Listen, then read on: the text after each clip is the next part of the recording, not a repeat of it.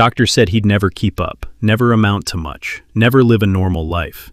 His IQ is 75, and by the time this man is done, he's a war hero, a millionaire, a world champion athlete, and, more importantly, one of the only genuinely happy, deeply loved people in the entire story.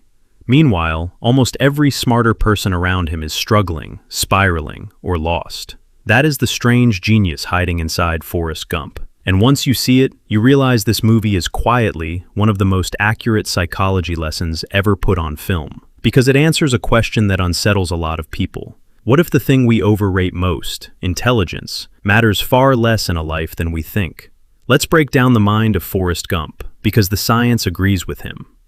First, let's be honest about the setup, because the movie makes it impossible to ignore. Forrest is not a secret genius. The film is explicit. His IQ is 75. Below the line, his school counted as normal. His mother has to fight just to get him through the schoolhouse door. He takes the world completely literally. He misses jokes, subtext, sarcasm, all the things we associate with a sharp mind. By every measure our culture worships, Forrest should have lost. He should have ended up forgotten and left behind. Instead, he ends up ahead of nearly everyone. And the movie's real question isn't, how did a slow man get lucky? It's far more uncomfortable than that, because it turns out he wasn't lucky at all. He was running on exactly the traits decades of psychology say actually build a good life. He was just missing the one we overrate the most. So how does a slow man become a champion? Start with the trait the whole movie is literally built around. He runs. Run, Forrest, run! And he does. Not just from bullies, but through everything. When he's told to do something, he does it, all the way, without hesitation, without quitting. He plays ping pong until he's a national champion. He keeps a promise to a dead friend and becomes a shrimp boat millionaire. He starts running one day and doesn't stop for 3 years. In psychology, this cluster of traits has a name: conscientiousness. The tendency to be diligent, dependable, persistent, to follow through no matter what.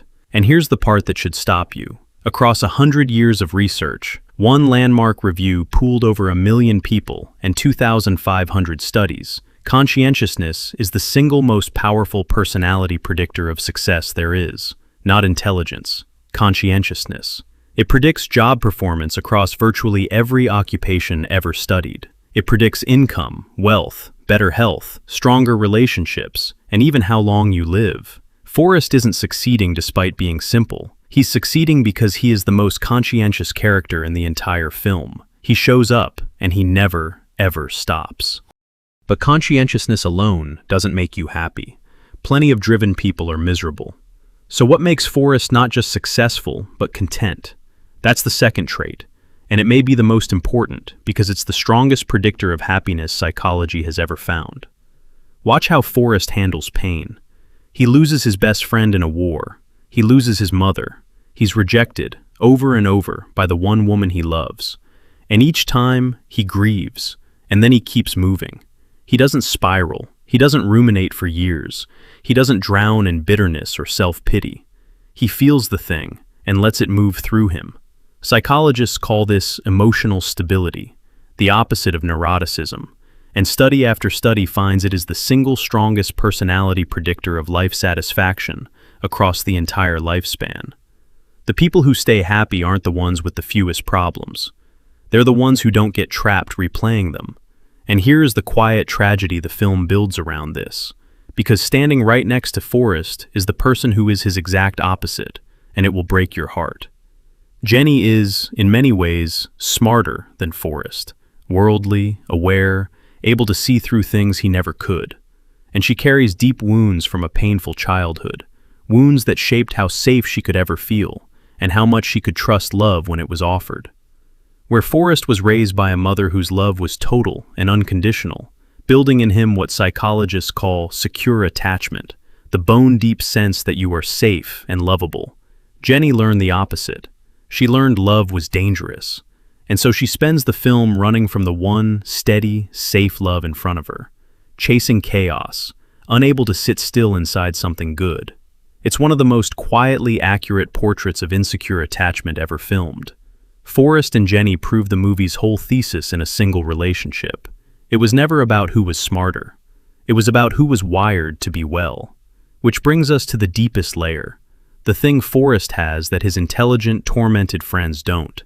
He lives entirely in the present. He doesn't agonize over the past or dread the future. He's simply here, in this moment, fully.